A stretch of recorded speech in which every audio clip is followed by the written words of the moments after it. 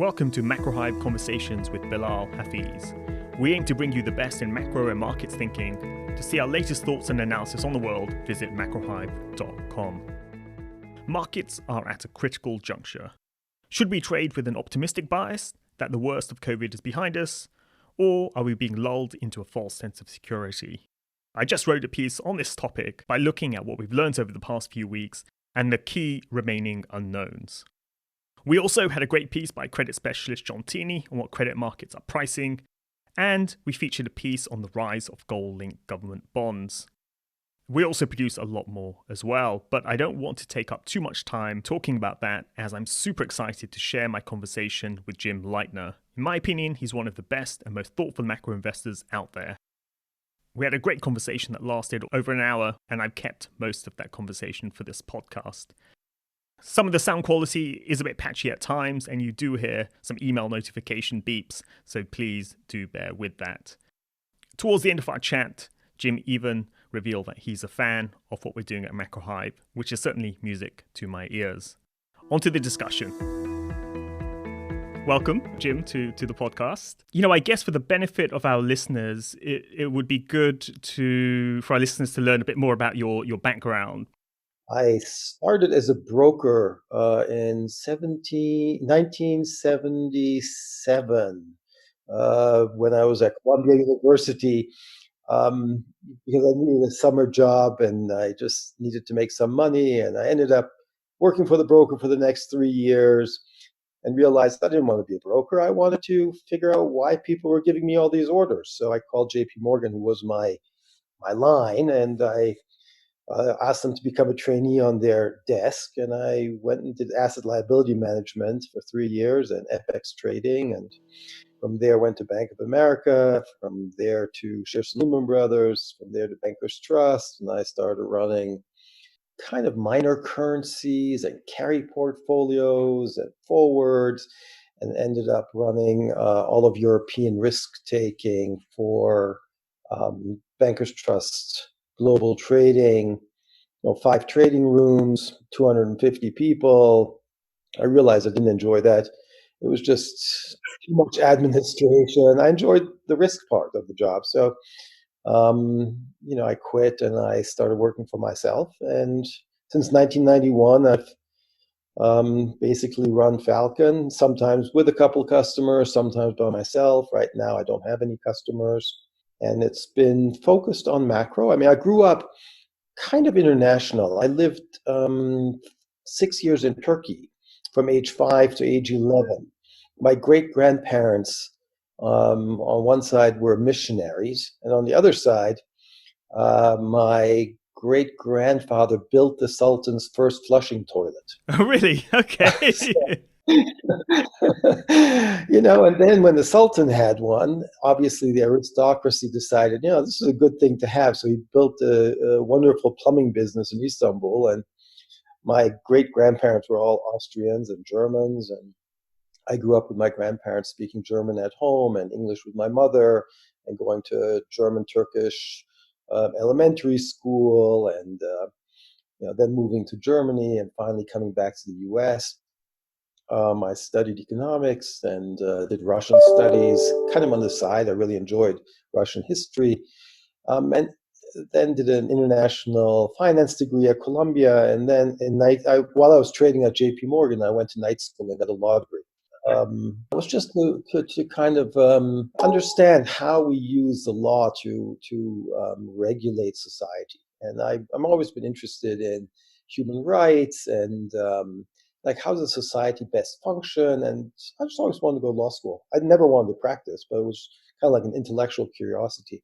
And this kind of intellectual curiosity, I think, helped me make reasonable amounts of money too. In 91, when I started Falcon, the thing that was most important at that time in the world actually seemed to be the breakup of the Soviet Union and how it fell apart into all these different countries. And what totally impressed me was how it happened without any violence. Really, there was no military coup. There were no tortures. There were no people being shot in streets. That was a peaceful falling apart of an empire. It was just amazing to me that that could happen in such a democratically interesting way. At that time, everything was still possible. I mean, we didn't know what the future path would be, but having studied some Russian, and I just was so interested. I went to Moscow, I went to St. Petersburg, and I said, I want to invest in this. I mean, this is something that could just be world changing. And honestly, this is what really changed my life. I invested in equities in 91 and 92 in Russia. And by 96, they were up tenfold. And basically, that plus having done a good job trading in 93 made me financially independent. Um, and and I was kind of lucky because in '96, when the Russian market was up tenfold, I was kind of go, well, let me sell everything because when you make 10x and you don't have an idea that you are really a specialist in equities, or it was really a macro betting on this country doing something special. I figured that doesn't happen that often. You should just count your lucky stars and put it away. And that really worked out incredibly well because in '98 we had the LTCM blow up, and then we had Russia defaulting on their GKOs, and the Russian market suddenly dropped 95%. So then I was able to reinvest again at actually cheaper than I had invested in 91 and 92. And I did the same thing, and I went up 10, 15 fold by about 2002. And then I was really done for life. So this idea that democracy could make a big difference to your personal portfolio has always been something that has been interesting to me, driving me, thinking about social indicators and how they affect markets. Do governments' policies reflect what people want? Do markets reward governments for that? It's always been something really interesting to me in my life. And I've been involved in emerging markets and developed markets for a long, long time, and made huge amounts of money in emerging markets, especially. Um, I ran large carry portfolios, and some of the things I learned was that every kind of type of trade has its day in the sun. Just don't don't fall in love with either an asset category or an approach, whether it's carry or momentum or value or whatever it is. Just be relaxed, sit back, look at the world, and try to figure out what might be the next big thing, and then go with the flow. Um, I've done a lot of work on being somewhat more analytical. I mean, my background is not very mathematical. I mean, I'm kind of more social science, history, political science, law background person. But, I think in this field, you do want to have some kind of probabilistic estimates of what you think might be happening. I'm kind of driven, as we all probably are, by expected value. I used to be less thoughtful about expected value. To me, it used to be that any positive expected value bet you could probably do. It didn't really matter whether the probability of success was 10% or 90%, as long as the payoffs were such that it made sense to do. And I guess as I'm getting older, I'm trying to increase the win rate besides positive expected value. So I tend to not bet as much anymore on bets that are less than 50-50, but have really good payoff strategies. I tend to drift towards bets where I think, the market is pricing 50-50, but, I really think it's 60-40. And I think the payoffs are interesting using option structures. I mean, my background's been fairly involved in options trading and options volatility curves, and thinking about the fat tail distribution and whether markets are correctly pricing them or not. So, I tend to use a lot of options. I also like the idea that I can outsource my risk management by buying options. I kind of know how much I'm going to lose when I'm wrong. And, I'm never certain that I'm going to be right. And I don't like taking negative wing risk. I don't like having positions where I think that, whoa, I could lose a lot more than, I think my stop loss is here. I'm going to change my mind, but then something happens and you lose a lot more than you had expected. And, when you buy options, that just doesn't happen. But do you think options? But there is this thought that options are expensive. Implied vols generally trade above realized vols, so you're kind of paying for the benefit of that risk management. Do you think it's worth it? Yeah, I think there are two things there. I think it's actually true that options are expensive 1 month and under. I think they're super expensive, and I've made reasonable money selling options short dated. I think in long dated options, they're fairly priced from historical research that I see. So there's an interesting book, Jessica James. She's now, I think, at Commerzbank. She used to be at Citibank. Did a great analysis on all option. If you just bought every option in the FX market, every maturity, every day, and held it to maturity, what would happen? And basically, all the 1 month and under options are too expensive because you tend to overpay for the insurance effect, for people thinking, oh, I'm going to be right. I just have this idea that the euro is moving right now, so I got to buy this 1 month option and go with the flow. And on average, just overpay for those. But in the longer term, 6 months, 1 year, 2 year options, they're much more fairly priced. Number one. Number two, I found that there are really two aspects to it. Fair pricing is dependent on the person delta hedging. So if you're not a delta hedger, the bank might be selling me an option too expensive, and they're going to make money because they're delta hedging it and they're doing fine. But if I never delta hedge it, but I'm betting on the trend or on the direction, then really we could both be making money. And the people who are losing the money are the market who are trading with the delta hedger. I believe that drift is going to be large enough that we're going to have a wide enough range that the 1 year options premium is just not large enough to cover the drift, then I'm fine. Even if I've overpaid versus daily volatility, okay. So for example, right now, we've gotten accustomed to fairly narrow annual ranges. But if you look back kind of 10, 15 years, like the euro range, what was the euro range last year? Like 7 or 8 big figures. But the euro range 10 years ago was 15 to 20 big figures. So, like if I can buy a 1 year, let's say I have a bias towards the dollar at some point turning back down, I could buy a 1 year dollar put for like 4 or 5%.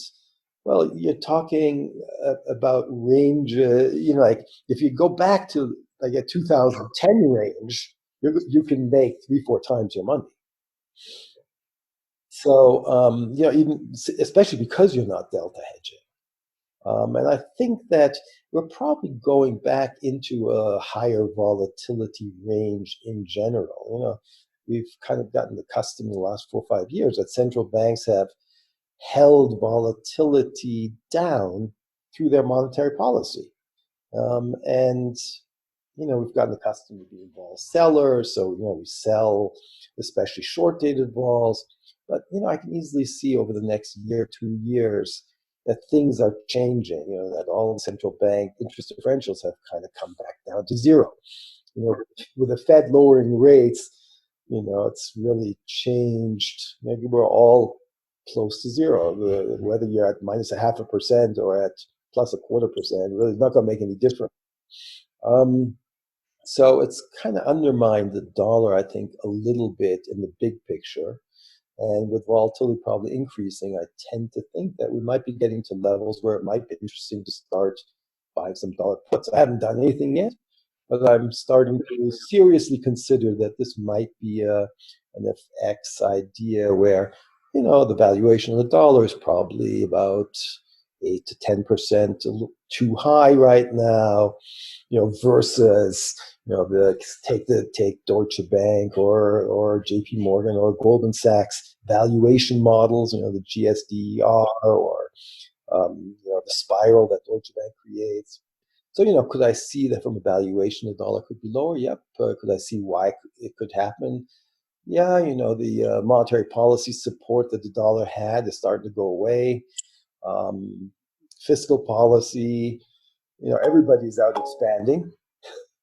Um, is the US going to look that much better than everybody else? Well, we're kind of more disorganized than others.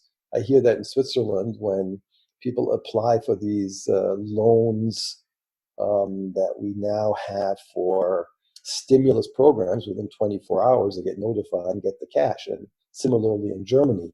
I know that here in the US, it's not as well organized. I mean, friends of mine who've applied are still waiting to hear out whether they're even getting anything. And, many businesses have not figured out how to apply. And, there are long queues. And so I could see that there could be a change. I'm not, especially hugely aggressive on this, but I can also see that China seems to be coming out of the whole COVID episode a little ahead of other countries. So, who's going to benefit more from that? Well, Japan, Australia, they're much more major exporters to China than we are, and it's going to affect their economies more than ours. So I can make a list of little reasons why we might be coming to an end on the dollar bull market that we've had against the major currencies. And obviously, we've had COVID, the whole COVID regime over the past few months. It's been so unusual in many different ways. When you've been investing and trading in these markets, how have you gone about doing that? Or have there been any reference points for you historically? Or how do you trade in an environment which is so unusual? I think this is a really interesting environment. So I think that it's exacerbating certain trends that we've had in the US economy that have not been thought enough about by the macro participants. So I think there are two really important trends. One is there are really two economies. There is an economy of things and there's an economy of bits. And they're very different. And given that we're now in quarantine, what's affected is the economy of things. I don't go out to the bookstore anymore. Why? Because the bookstore is closed. I don't buy a car because the car dealer is closed. I basically go for essentials in terms of things. In terms of bits, the world is wide open. My 90-year-old father-in-law is using Netflix for the first time. My kids are all playing computer games 8 hours a day. Right after they finish their online school, they're on the computer playing all kinds of stuff that's supporting Microsoft. And me, I'm on Zoom with you. Uh, I think the world of bits is actually exploding and doing super, super well. And the world of things is doing super poorly. And so I kind of also wonder how people are always talking about this V-shaped recovery versus an L-shaped or W-shaped. And I think there are going to be two different kinds of recoveries. Like the economy of bits is clearly a V-shape. I mean, it's sold off. Yes, like everything else, the first trade is just sell everything, get me into cash. Don't think about quality. What's liquid, you sell it. But the second trade is like who's actually going to benefit, and the Microsofts and the Apples and the Facebooks and the Amazons and the Shopifys are just flying. They're doing super well. I mean, Amazon's trading at new highs. So I think that is something that started happening way before COVID, but COVID has really um, made it clear that there are two economies, and it's a big, big trade. Belong tech and don't belong things. And there's a second thing in the economy that I think people haven't focused enough on, which is small versus large. So you take the stimulus program, and there's some money being allocated to small businesses, but really most of it is going to go to large businesses. Um, if you read a book called The Myth of Capital, it really comes back to showing how competition in the US economy has declined, even county by county, and in areas like poultry manufacturing, like in things that you never thought about. Things have become more and more concentrated, and the big keep getting bigger and larger and stronger. And it also it ties in with the bits versus things, because when you look at who are the largest players in the stock market in the world, who have the largest market cap. Well, it's Microsoft, Amazon, Apple, Google, and Facebook. Well, what do they all have in common? They're all bits, right? They're all into technology. They're not into things. And Amazon actually is kind of very special because they're the only ones that cross the line between bits and things. And Shopify also. So those two are actually kind of really special. Um, so I think there is a big trade that continues. And the small caps versus the large caps have been drifting down for years. But when you look at the last 3 weeks or 4 weeks, if you take the IOF, which is the kind of like top 100, the ETF for the top 100 stocks in the U.S. market, versus the IWM, which is the small caps. In the last 4 weeks, that's moved 20% in favor of the large caps. 20%. And I think, just exemplifying what is happening in the world, I think it's a very powerful trade, and you shouldn't walk away from it, and you should try to take advantage of it. So when you are negative, so like I think in the big picture, we all know the economy itself is doing very poorly, right? We've had 22 million unemployment claims now in the last, whatever it's 4 weeks or 3 weeks, ever since we those numbers, the 6 million, the 5 million, the other 5 million, then whatever it was today, 5.3 million or something. So we've had 22 million unemployment claims, and we've created 21.5 million jobs since 2009, since the recovery. So basically, they're all gone. It's amazing. And when you think about it, like in 1 month, we've lost all the jobs that were created in 10 years. It's stunning. So obviously the economy is doing poorly, and there's all kind. There was an NBR report or a survey that just came out that basically says like the median U.S. company has cash for less than a month to survive. The median. It's like that's pretty awful. And so if I'm an investor, do I think stocks in general are going to go up a lot? No. Do I think they're going to collapse from here? Well, again, I think there's this bits versus things. I don't want to own things. So, whenever things go up, so we had the IWM trade up to 122, 123 3 days ago. I'd rather sell IWMs than buy IWMs. Doesn't mean I have to buy the large caps today. If I think the market in general is coming down, I can buy the large caps later.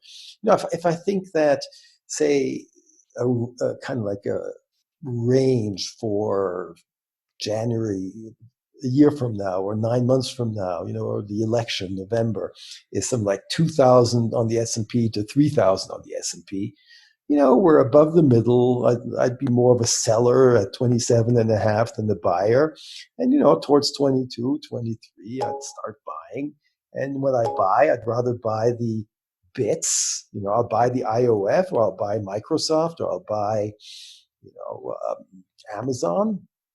And if I'm a seller up here, I'd rather sell all the small caps because I know they're doing terribly, and they have a lot more downside. So, I think in the big picture, you can play the ranges, and when you're in the upper half of the range, you're a seller of small caps, and in the bottom of the range, you're a buyer of the larger caps, and you just play it like that. And in FX, you play the idea that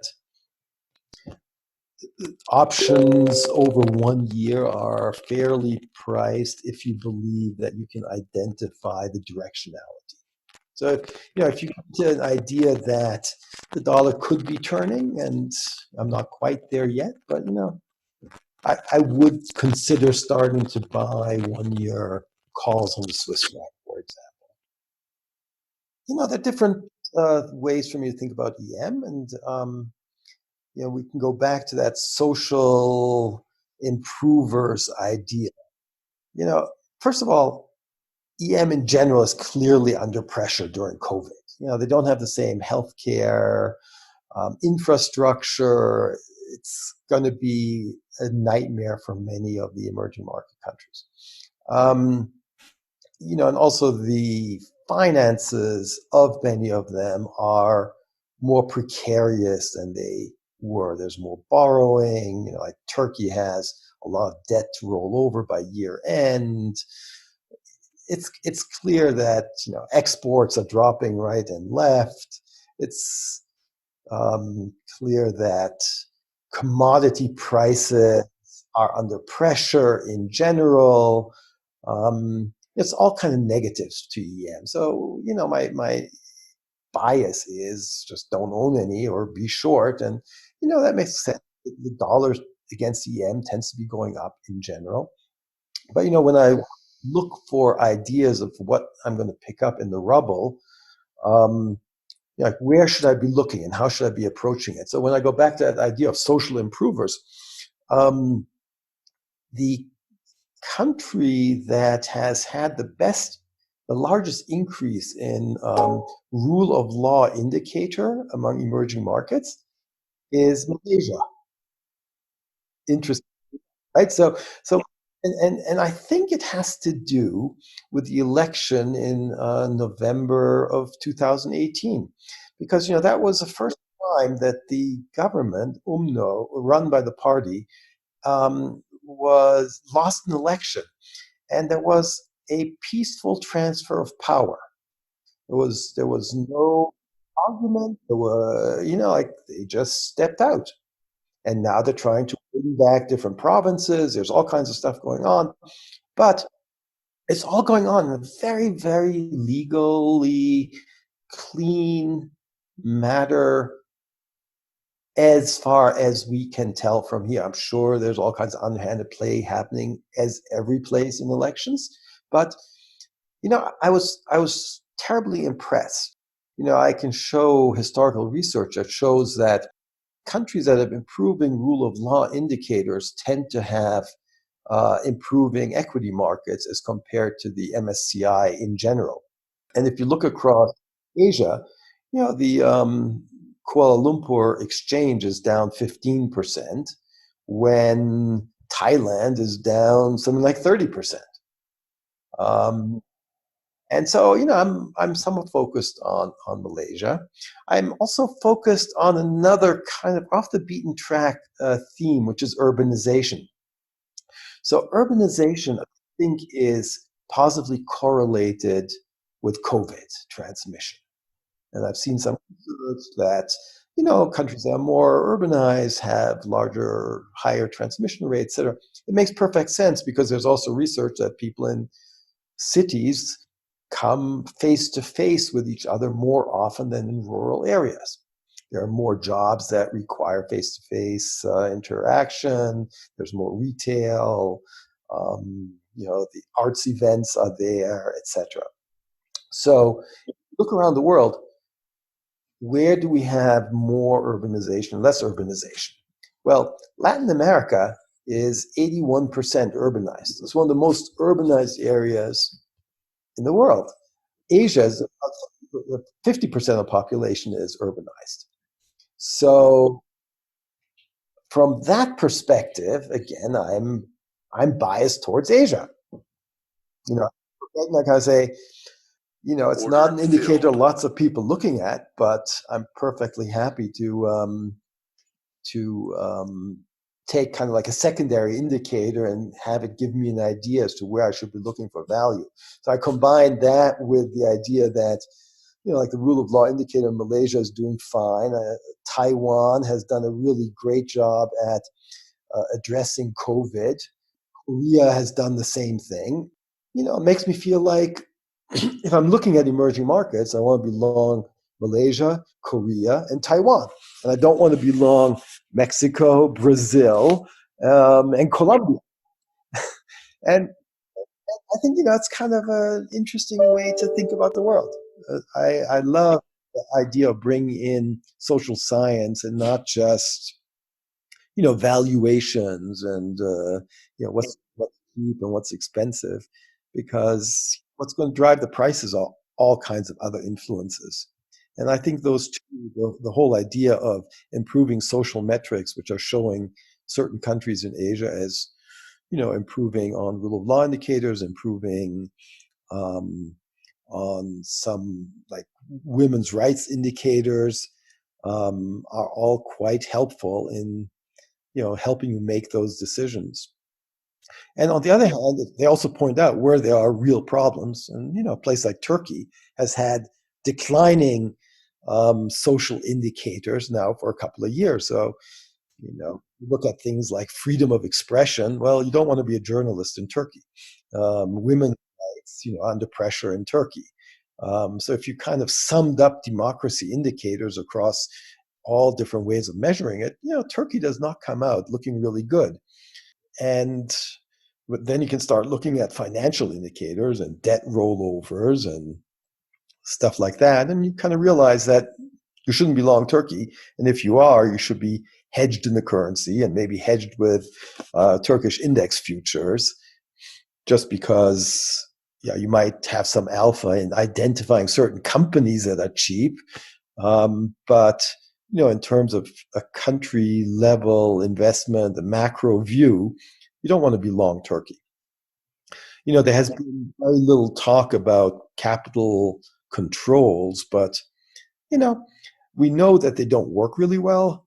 But in this kind of world of COVID, it's kind of possible that somebody imposes capital controls. And, an authoritarian government like we have in Turkey would have a much more direct way of doing it. They're like if Erdogan decided that it would benefit him and he thought it was going to be the right thing to do, he'd just go out and implement it.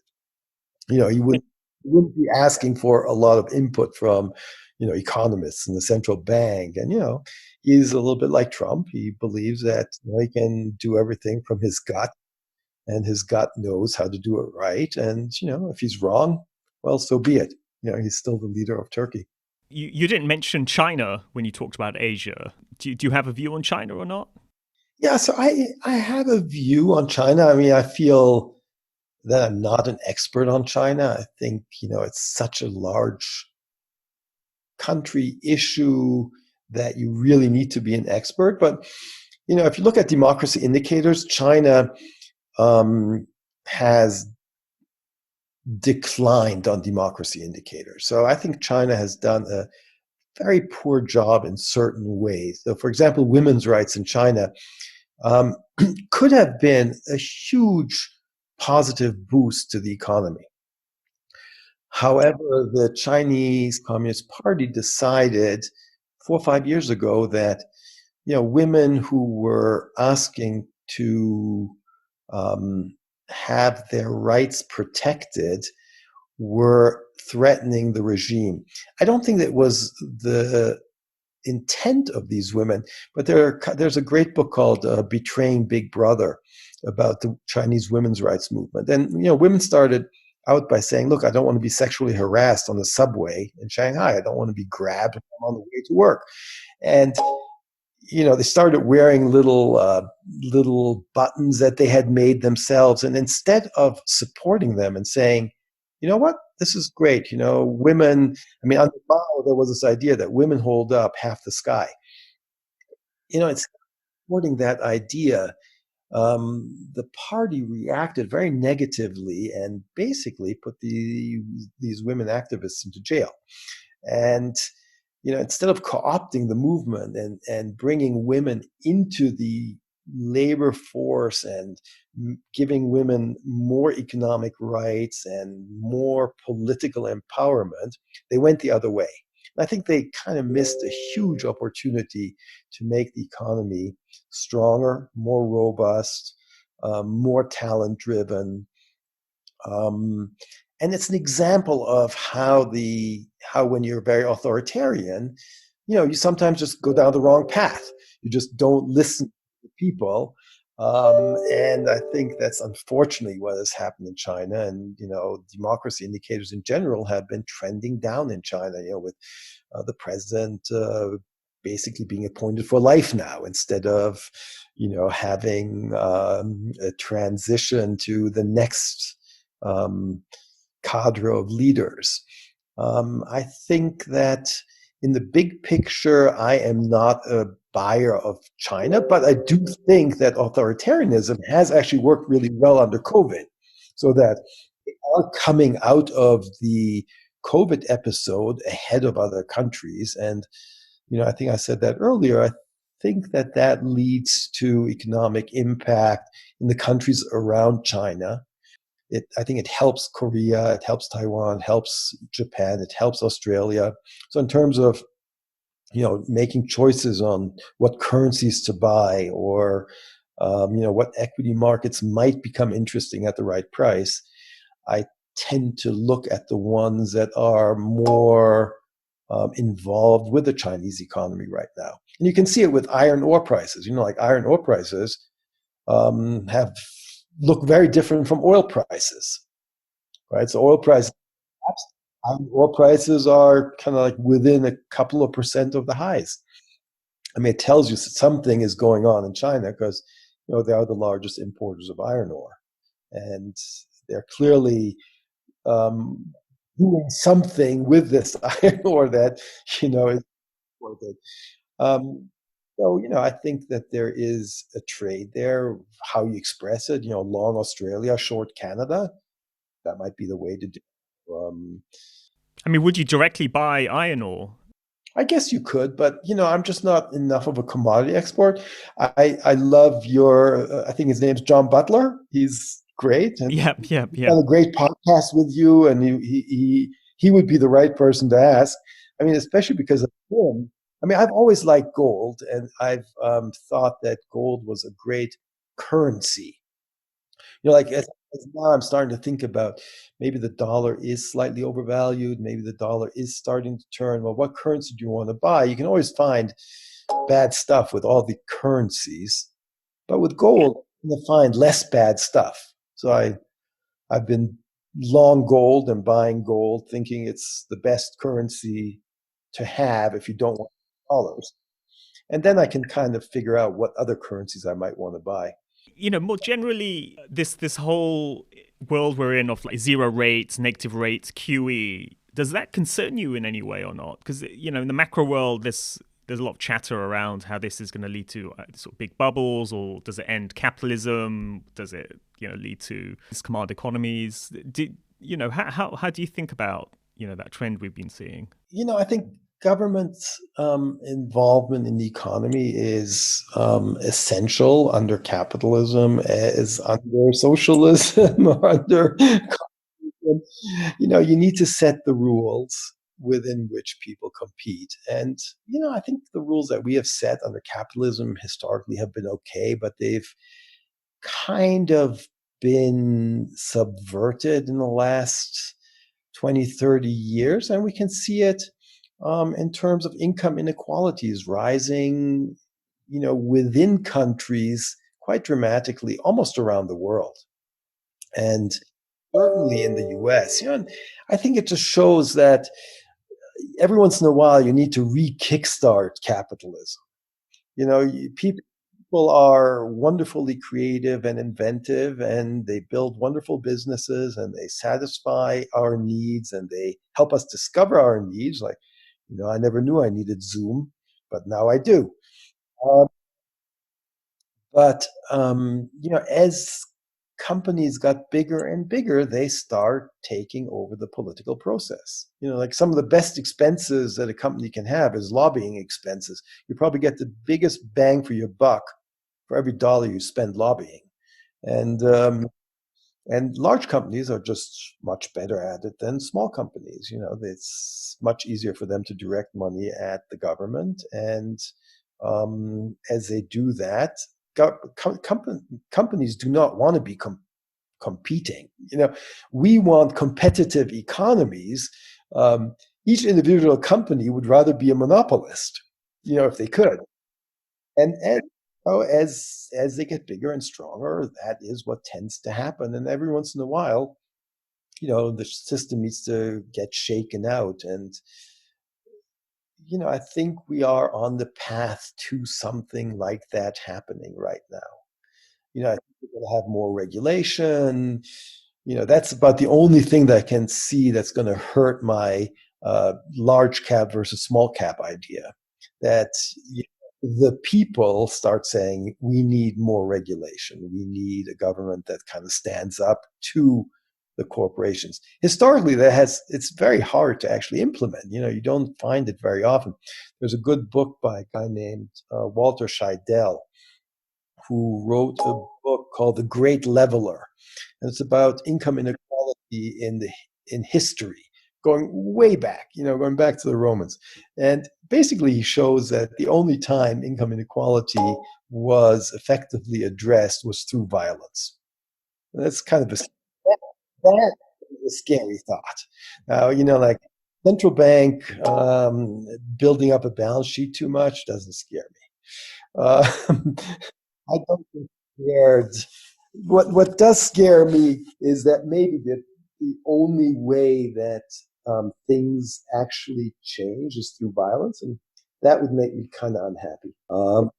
That's not what I want to see. And that is why I work very hard on the political process. I really think we need to change politics and democratize it and allow people to come in and vote and make the government more responsive and make sure that there's a welfare, a safety net that allows people to be creative. Like if you can go and start a business and know that, if you fail, you're not going to be hungry. You're not going to lose your medical insurance. Your kids are still going to go to school. That is what's really important. I don't think people are really that concerned about the top 1% being super wealthy. Like when Bill Gates starts a company and becomes super successful, I think we all applaud him. I think he did a great job. What we really worry about is, why are people so afraid of failure? And it is because the failure is just so difficult in this country. Like we don't allow people to fail gracefully and with dignity.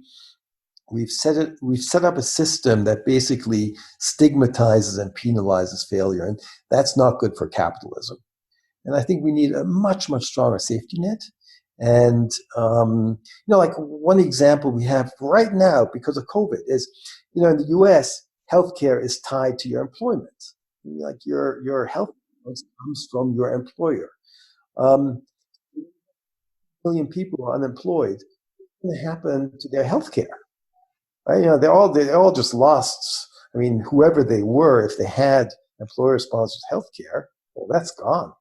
You just lost your job, you lost your healthcare. It's kind of like going back to the company towns in, like the 1880s when Pullman, who built a railroad empire, used to have company towns. He provided everything for you. Well, if you lost your job, you lost everything. You lost your housing. Like why are we tying healthcare to your employment? Well, we could tie your housing to employment too. We could tie your education to your employment. Why don't we just go back to company towns? Or why don't we just step back a second, look at the world and say, you know what? The world is better off when you sever those links, when you allow every single need to be addressed independently rather than linking them together. I mean, we've seen it even in competition policy, like when Microsoft was trying to put their browser into the operating system so that, you had to take their browsers if you wanted the operating system. Well, like now you have to take the healthcare if you want to work for somebody, or if you work for somebody, you get healthcare whether you ask for it or not. I think as a world, we're better off individually addressing needs rather than bundling them. And when we bundle things, we tend to become less economically efficient, and that just leads to wastage and lost opportunities. And I think right now COVID is helping us rethink the world. And I think, here in the US, where we could be a good example, I mean, we are relatively independent, right? I mean, we have natural resources, have a workforce that's large, we have technology, we have urbanization, we have infrastructure. This is a place where we can experiment and try to show that, if you have the right kind of safety net, you can really build an incredible economy. To come back to what we had earlier, I think there's a chance that we really see this economy of bits skyrocket. Like that, you look back and that the tech companies take the ETFs, the XLK, just blows out over the next year and just does incredibly well, while the rest of the economy suffers. That could be a huge trade. And then also, if somebody wanted to kind of follow your thoughts in some way, is there anywhere that you lay out your ideas in a sort of a public forum or anywhere? Actually, that brings back one thing that we could talk about for about 1 minute, which is, what has changed in the last 10 years? Why have macro funds underperformed all the opportunity, including me?